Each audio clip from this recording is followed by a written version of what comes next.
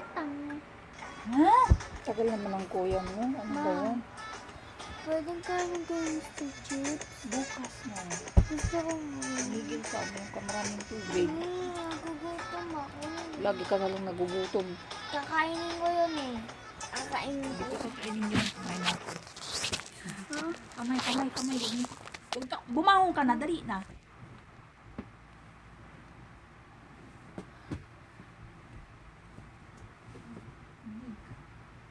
Tiyatak mo rin. Patay mo nga yun.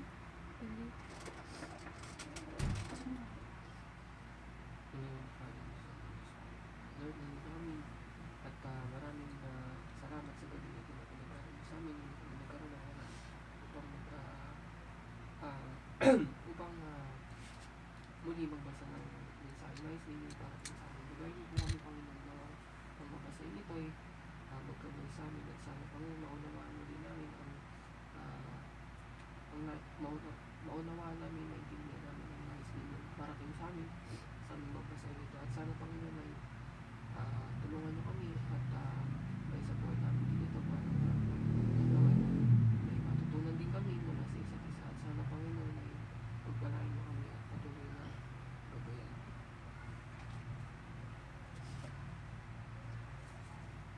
Pagbasa mula kay Lucas.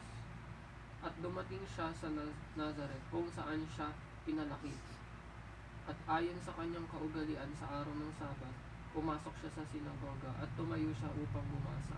Kaya ang balumban ng propetang si Isaías ay ibinigay sa kanya, at binuksan niya ang balumbon at nasumpungan ang dako kung saan nakasulat, "Ang Espiritu ni Yahweh ay sumasa akin, sapagkat pinahiran niya ako upang magpahayag ng mabuting balita sa mga dukha. Isinugo niya ako upang mangaral ng pagpapalaya sa mga bihag at ng pagpapanumbalik ng paningin sa mga bulag, upang payaunin ang mga nasisiil ng may paglaya, upang ipangaral ang kaaya-ayang taon ni Yahweh. Sa gayon ay inilulo niya ang balumbon, isinauli ito at tagapaglingkod at umupo, at ang mga mata ng lahat na nasa sinagoga ay nakatuon mabuti sa kanya. Nang magkagayon ay pinasimulan niyang sabihin sa kanila, "Ngayon ay natutupad ang kasulatang ito, nakaririnig lamang ninyo." At silang lahat ay nagsimulang magbigay ng mabuting patotoo tungkol sa kanya at mamangha sa kaakit-akit na mga salitang lumalabas sa kanyang bibig. At sinasabi nila, "Ito ay anak ni Jose, hindi ba?" Dahil dito ay sinabi niya sa kanila, "Walang alinlangang ikakapit ninyo sa akin ang ilustrasyong ito. Manggagamot, pagalingin mo ang iyong sarili. Ang mga bagay na naririnig namin nangyari sa Capernaum ay gawin mo rin dito sa iyong sariling teritoryo." Ngunit sinabi niya, "Katotohanan sinasabi ko sa inyo na walang propeta ang tinatanggap sa kanyang sariling teritoryo. Bilang halimbawa, sinasabi ko sa inyo sa katotohanan, maraming babaeng balo sa Israel noong mga araw ni Elias, nang ang langit ay sarahan ng 3 taon at 6 na buwan, panapat isang malaking taggutom ang sumapit sa buong lupain. Gayunman ay hindi isinugo ni Elias sa kanino man sa mga babaeng iyon, kundi sa Zarephath lamang sa lupain ng Sidon, sa isang babaeng balo. Gayon din, maraming kitungin sa Israel noong panahon ni Eliseo na propeta, gayon may walang isa man sa kanila ang nilinis, maliban kay Naaman na taong taga Syria. At ang lahat ng nakarinig ng mga bagay na ito sa sinagoga ay napuno ng galit, at tumindig sila at itinaboy siya sa labas ng lungsod, at dinala nila siya sa gulod ng bundok na kinatatayuan ng kanilang lungsod, upang iagis siyang patiwarik.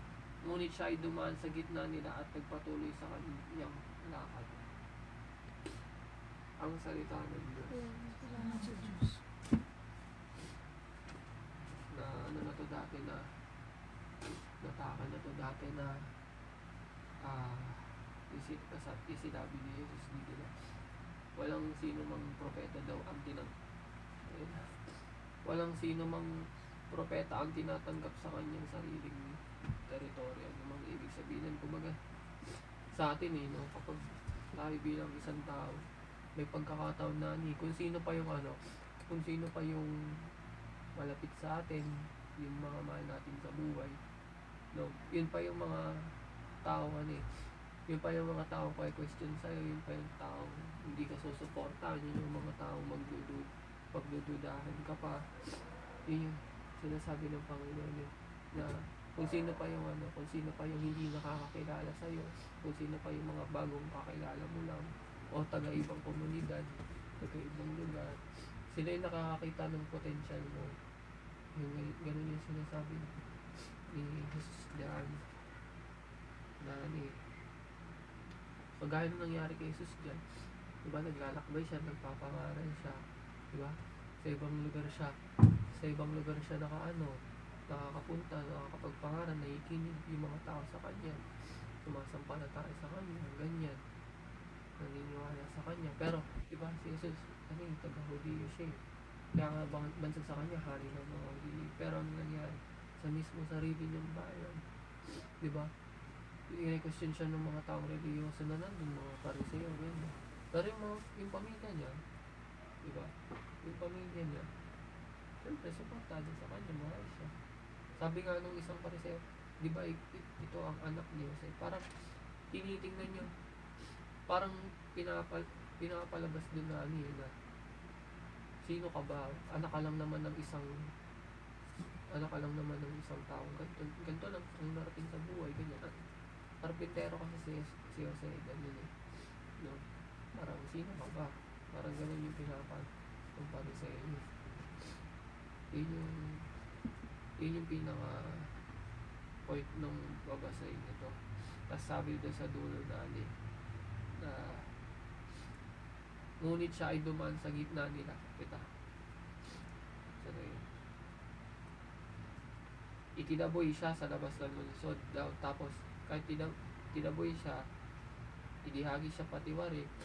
Pero wala, dumaan siya sa gitna nila at nagpatuloy sa kanya lakad. Ibig sabihin daw doon, si Jesus, kahit anong taboy sa kanya, di ba? Katulad niya, kahit anong taboy, binatikos siya, di ba? Tuloy pa rin siya sa vision, tuloy pa rin siya sa pagpalaganap nung layunin niya dito sa lupa na yun ay ang iligtas tayo sa kasalanan. Hindi siya nagpatino, hindi siya na-down dun sa pangungutya o mabatikos sa pagtataboy sa kanya ng iba na mga naiigit sa kanya, ganyan.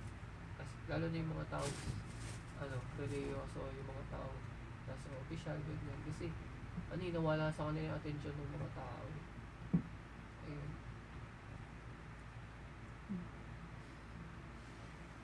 Yung sa sinasabing yung tungkol sa parang sa pananampalataya natin na kung sino yung mas malapit sa atin, yung hindi naniniwala sa ganong gawain. Ganun ba yun dyan? Ganun yun?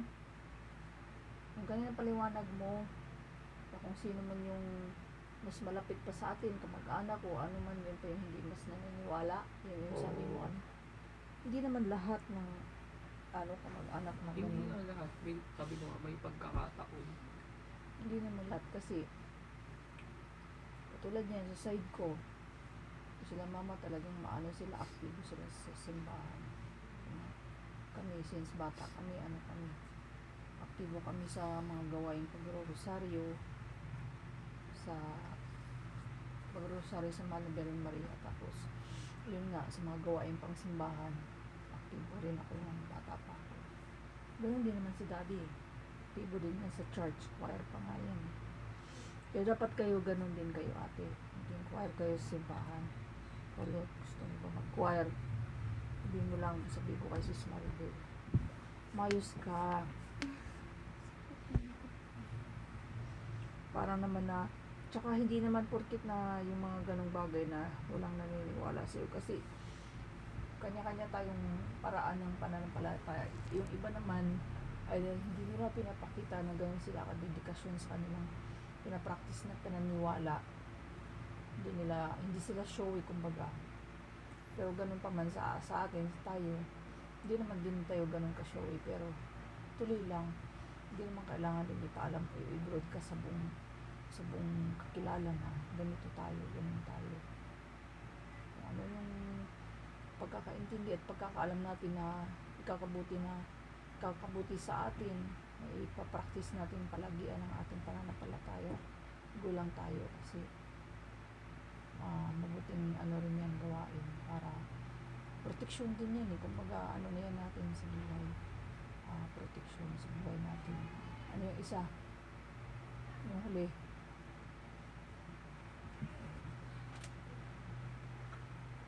Yung kahit na tinaboy na siya dun sa nagis patiwarik bumalik, tumayo pa rin siya, patuloy na naglakad. Ganun lang. Tuloy lang. Kahit, kasi katulad niyan sa kami dati sa mga ginagawa namin pang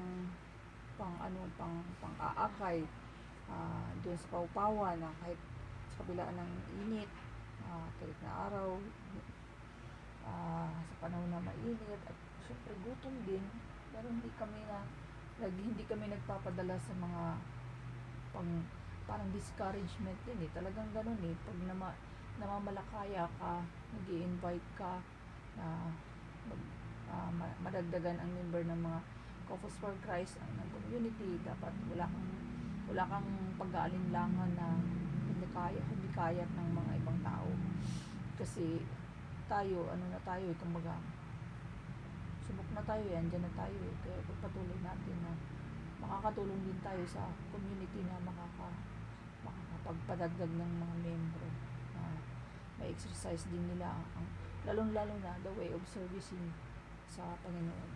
Kaya gano'n lang dapat. So, yun.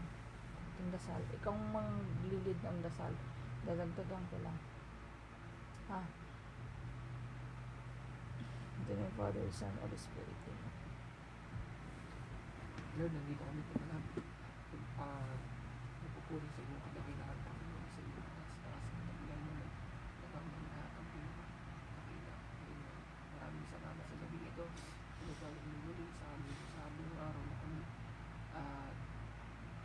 sa buong araw na kami nagkaroon ng sapat na lakas upang magawa ang mga gawain dito sa bahay sa sa labas. Maraming salamat, Panginoon. Salamat sa lahat ng binigay niyo sa amin mga biyaya, Panginoon, mga pangangailangan namin, lalo na po pagdating sa aming mga kain. Maraming salamat sa mga grasya niyo. Salamat din, Panginoon, dahil sa pagtuloy ng paggabay, sa pagliligtas sa aking mga ama, Panginoon, na lagi mo ang lahat nagtatrabaho, Panginoon. Maraming salamat din po siya pinabayaan. Salamat din po, Panginoon, na ginabayan niyo po mga mahal namin sa buhay, kahit malalayo man, malalapit, mga kaibigan, kamag-anak, kay Tatay, Panginoon, sa kanyang patuloy na recovery, Panginoon. Maraming salamat sa may nailigtas na siya. Maraming salamat din po at ginagabay niyo rin po kami pagtalo namin sa Panginoon na tigil matatag ang aming bahay. Maraming salamat po. Salamat sa mga salamat din po nakakatanggap kami ng mga biyaya mula sa ibang tao, at Panginoon, sa pamamagitan nila kami nakakatanggap pa ng karagdagang grasya. Maraming salamat din po, Panginoon, dahil nagkakaroon kami ng oras muli para sa inyo, Panginoon, kung nakapanalangin, at maraming salamat, Panginoon, na ginagawa niyo po kami sa community, Panginoon, CFC or sa SFC. Salamat din, Panginoon, sa paggabay sa mga mahal namin sa buhay na sa kanilang sa pagtupad po ng mga hinihiling nila sa inyo. Maraming salamat po at sa pakikinig po sa kanila. Salamat din po, Panginoon, at muli ay kami tulad ko po ay nabakunan po, Panginoon. Maraming salamat at ligtas po ako nabakunan at ligtas din sa biyahe. Salamat po, Panginoon. Patawad po sa mga pagkakasala namin sa inyo. Patawarin niyo kami sa mga pagkukulang namin, lalo po sa oras namin para sa inyo. Patawad niyo po, Panginoon, kung kami nagkakasala sa iba. Kung kami Panginoon, nagkakasala sa aming kapwa, sa namin sa buhay. Kung nagkakasala din sa amin ang mga mahal namin, ay sana mapatawad niyo rin po sila. Sana rin po, Panginoon, ay gabayan niyo kami sa ngayon na bigyan niyo kami ng sapat na lakas, Panginoon, upang handa muli sa kanyang bukasan. At sana, Panginoon, ay gawin niyo mapabuti ang aming mga kalagayan, kalusugan, Panginoon. At sana gabayan niyo rin po muli ang mga kamag-anak namin, lalo na po ang lubos na nangangailangan ng gabay mula sa inyo. At sana rin po, Panginoon, gabayan niyo rin po ang mga ibang tao, ibang pamilya, Panginoon, na lubos din na naghihirap, lalo na po ang pandemic ay lumalim at di pa natatapos. Sana rin po, Panginoon, dumami na rin ang mga tao pabakunan at hindi po sila sana mapahamak, Panginoon, patuloy na mas maging protektado laban sa virus. At sana rin po, Panginoon, ay gabay na rin po ang mga containers muli na doble-doble ulit ang mga trabaho nila. Gabay niyo rin po sana ang mga kaibigan po namin, mga kasamahan po namin sa community, Panginoon. Na sana ligtas po sila. At sana rin po, Panginoon, gabay niyo rin po ang pagbiyahe po muli ni Dan. Sana ligtas po siya sa tuwing siya ay nasa kalsada. At sana rin po, Panginoon, ay gabayin niyo po muli ang aming bahay na ito, ang tahanan namin, Panginoon. At sana rin po, Panginoon, ay gabayin niyo rin po kami mga kapatid sa nalalapit na Pasko, Panginoon. At sana rin po, gabayin niyo rin po, Panginoon, ang mga ang aming simbahan na malapit din po, Panginoon, na sana patuloy na inyong pagpalaan. Ay bibigyan po kami panalangin. Nabigyan niyo po. Yes, Lord God, papuri ka. Salamat sa lahat ng kabutihan, sa lahat ng kadakilaan. Papuri sa inyo, Panginoon, sa bawat paggabay, sa bawat kalusugan na sa kabila ng lahat, patuloy pa rin kami nandito ngayon. Maraming salamat, Lord God, sa buhay biyaya, kaligtasan, kalakasan, sa aming kalusugan, na patuloy niyo pong ipinagkaloob ang kaginawaan ng aming physical na pangangatawan, Panginoon. Lord God, maraming salamat sa biyayang resources na patuloy niyo pong pinagkaloob sa amin, na kahit sa kakulangan man ay andi dito pa rin kami, Panginoon. Maraming salamat sa bawat paggabay ng aking mister sa kanyang biyahe, sa kanyang pagpasok at pag-uwi, Panginoon. Maraming salamat na patuloy niyo po siyang pinapagalakas. Maraming salamat sa protection, Panginoon, sa bawat isa sa amin, lalo sa mga anak ko, Panginoon. Maraming salamat din, Panginoon, na kasakulukuyang umiigi ng pakiramdam ng kalusugan ng aking tatay. Maraming salamat din, Panginoon, sa mga biyaya na hindi namin ini-expect. Patuloy na dumarating sa amin dito sa tahanan, Panginoon. Maraming salamat, Panginoon, sa bawat paggabay, Panginoon, lalo na sa pagkain. Kami nakakain ng maayos araw-araw, Panginoon. At marami pa kaming dapat pagpasalamat, Panginoon, bagkus kayo lang nakakalam nito. At dalangin ko rin po, Panginoon, at humihingi ng kapatawaran sa lahat ng aming mga pagkukulang, sa lahat ng aming mga pagkakasala, sa isip, salita at sa gawa, Panginoon. Patawad ang aming pagsamo, patawad kung irregular ang aming pagdarasal, ang aming pagbabible study. Patawad po, Panginoon, kung hindi kami kompleto palagian, because ang aking asawa ay panggabi sa kanyang duty, Panginoon, ay proteksyonan siya palagian, Panginoon. At marami pa kami ipagpatawad, Panginoon, sa aming mga paggalinlangan, sa aming pagdadalawang isip, sa aming mga nasasabi na hindi namin sinasadya, Panginoon, sa aming mga pagkukulang sa pagsiserve namin sa community, Panginoon. Patawad po ang aming pagsama. Lord God, patuloy kami lumalapit sa inyo. Taos puso kami nagpapakumbaba, na naway dinggin niyo po ang aming mga kahilingan, ang aming mga panalangin, Panginoon, lalo na sa aming kalusugan, na patuloy na nawa kami proteksyonan, lalong-lalo na po pa ngayon sa kalusugan ko, Panginoon, na medyo hindi maganda, Panginoon, bagkus lumalaban po ako, Panginoon. Naway maging maayos din ito, Panginoon, sa mga darating pang araw, bago ang araw ng aking vaccination, Panginoon. Ganun din ang aking pangalan na si Jad, naway pawiin mo kaagad, Panginoon, pagalingin mo siya sa kanyang ubo at sipon, Panginoon. Ganun din ang aking husband, Panginoon, palakasin niyo po ang kanyang kalusugan, bagkus kailangan niyo po iyan, Panginoon, sa kanyang trabaho. Dalangin ko rin po, Panginoon, na palagyan niyo siyang gabayan sa kanyang pagmamaneho, sa kanyang pagmumotor, sa pag-uwi at pagpasok. Ganun din, Panginoon, ang aking kapatid na si Jimmy. Palagian niyo po siya lang gabayan, silang dalawa ni Joshua, Panginoon. Kapatid ko, Panginoon, na naway sa oras na ito, nasa maayos silang kalagayan, sa maayos na kalusugan, Panginoon. Ganon din, Panginoon, inalapit ko sa inyo ang aking magulang na si Papa Jimmy, si Papa Pugoy, na sana, Panginoon, mas lalo pa siyang umigi ang kanyang pagkakaranas ng mild stroke upang manumbalik ang kanyang lakas, manumbalik ang kanyang normal na pangangatawan, at higit sa lahat, Panginoon, ang kanyang kagawian na pagkikilos, Panginoon, na naway bumalik ang kanyang normal na paglalakad, Panginoon. Ganun din, Panginoon, palakasin niyo po ang kanyang kapatid na si Joanne, na magampanan niya po lahat ang kanyang obligasyon sa kasalukuyan, na siya lang mag-iisa ngayon sa amin, dahil nga po ang aking magulang medyo may katandaan na, lalo na si Mama.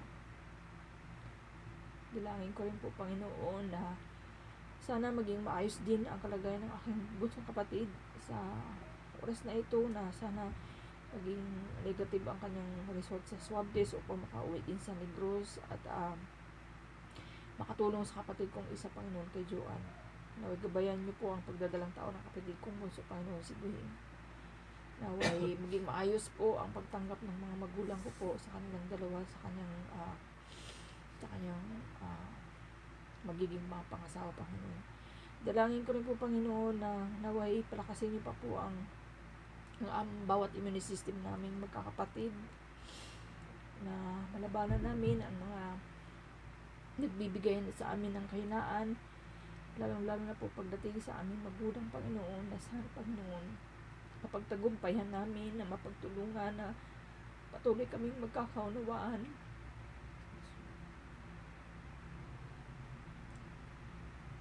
para sa magulang namin, Panginoon. Palakasin niyo po, Panginoon, ang tatay ko, Panginoon, na hindi siya maging emotional, Panginoon, na sa bawat video call namin na hindi na siya umiiyak, Panginoon, na hindi mapiktuhan ang kanyang kalusugan, Panginoon. Dalangin ko rin po, Panginoon, ang aking pamangkin na si Kyrie, na patuloy niyo pong paigihin ang kanyang karamdaman, na sana po, Panginoon, lumakas siya na maging normal. Tanggalin niyo po sa sistema ng kanyang pagkabata ang kanyang karamdaman, Panginoon.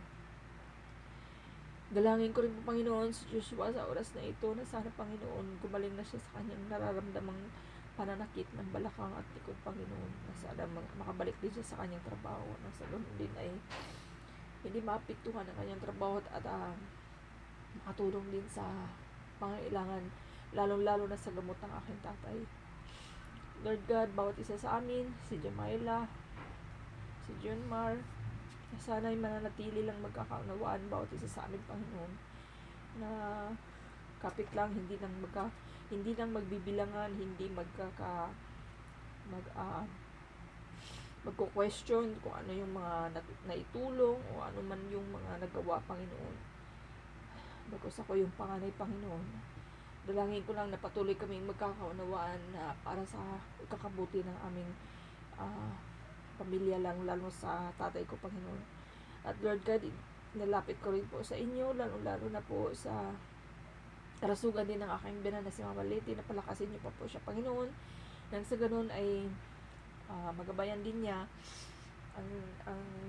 ang baby ni Jenaline, Panginoon, na sa kasalukuyan andun sila ngayon sa murong, Panginoon. Naway palakasin niyo kaagad si Jenaline, na manumbalik ang kanyang lakas, na magampanan din niya ng maayos ang kanyang bilang pagiging nanay muli sa panibagong baby nila, Panginoon. Dalangin ko rin po, Panginoon, ang bawat hipag ko na sa Korea, na sana po din sila, Panginoon, nasa maayos na kalusugan, sa maayos na kalagayan, Panginoon, na bawat isa sa kanila, palakasin niyo lang, Panginoon, laban lang, Panginoon. At ganun din si Ate Lilibet, pagkos hindi ko masyado naririnig sa GC, Panginoon. Alam ko meron din siyang kinakaharap na problema. Sana, Panginoon, bawat isa sa kanila magkakaunawaan din bilang magkakapatid, naway magkakaisa din, Panginoon. At dalangin ko rin po, Panginoon, lalo na po, Panginoon, sa oras na ito, na nasa hospital ang pinsan nilang si Luisito San Jose, si Chukoy, na sana, Panginoon, umigi ang kanyang kalagayan, ang kanyang nararamdaman, na sana Panginoon, pawiin niyo po, Panginoon, tanggalin niyo na po, Panginoon, ang kanyang paghihirap, na manumbalik ang kanyang lakas at makauwi ng maayos sa kanyang tahanan. Ganun din ang kanyang may bahay, si Jasmine, at ganun din ang kanilang nag-iisang anak na si Jensen, Panginoon. Lord God, marami pa akong dapat ilapit sa inyo, Panginoon. Nasa oras na ito, Panginoon, lahat ng may makaramdaman na may pagaling, Panginoon, lalong-lalo na yung mga taong naglilingkod sa inyo, Panginoon, lalo-lalo na yung mga taong nasa hospital, sa paggamutan, sa mga frontliner, Panginoon, at ganun din, Panginoon, proteksyonan niyo bawat isa, yung mga nasa sa simbahan, na patuloy na nalangin para sa ikakabuti ng aming bansa, ng pandemic na ito, na lahat ng ito ay malagpasan. Ganun din, Panginoon, ang lahat ng taong nagdanas ng hindi maganda sa kanilang kalusugan after vaccination ay naway, Panginoon, malalagpasan nila ito, Panginoon. At ganun din, Panginoon, inilapit ko sa inyo na sa araw ng aking vaccination, naway palakasin niyo ako, Panginoon, patatagin niyo po ang aking paniniwala na kayo lang po, Panginoon, andyan para sa amin. Lord God, patuloy niyo pong linisin ang aming kaisipan, ang aming puso, patuloy niyo kami maging mapagkumbaba, maunawain, at higit sa lahat, mapagpasensya sa lahat ng mga bagay, sa lahat ng aming mga kinakarap, Panginoon. Ang aming mga dalangin, sa pangalan ni Jesus, naway dinggin niyo po, Panginoon. Amen. Our Father, who art in heaven, hallowed be thy name. Thy kingdom come, thy will be done on earth as it is in heaven. Give us this day our daily bread, and forgive us our trespasses, as we forgive those trespass against us. And lead us not into temptation, but deliver us from evil. Hail Mary, full of grace, the Lord is with thee. Blessed are thou among women, and blessed is the fruit of your womb, Jesus. Holy Mary, Mother of God, pray for us sinners, now and the hour of our death. Amen. Glory be to the Father, to the Son, to the Holy Spirit, as it was in the beginning, is now, and ever shall be, world without end. Amen. Father, Son, Holy Spirit. Amen. Ito na, bumili ka ng tusiran doon o doon. Malapit circle. Kumuha ka ng pera dyan. Iman mo na ng tusiran yan. Ma, gusto ko mag-stitcher. Dad, ayusin mo electric pan. Hindi naman ganyan yan eh. Patayin mo na lang. Ate, parang pinapawisan ako eh. Umayos ka. Aray ko. Record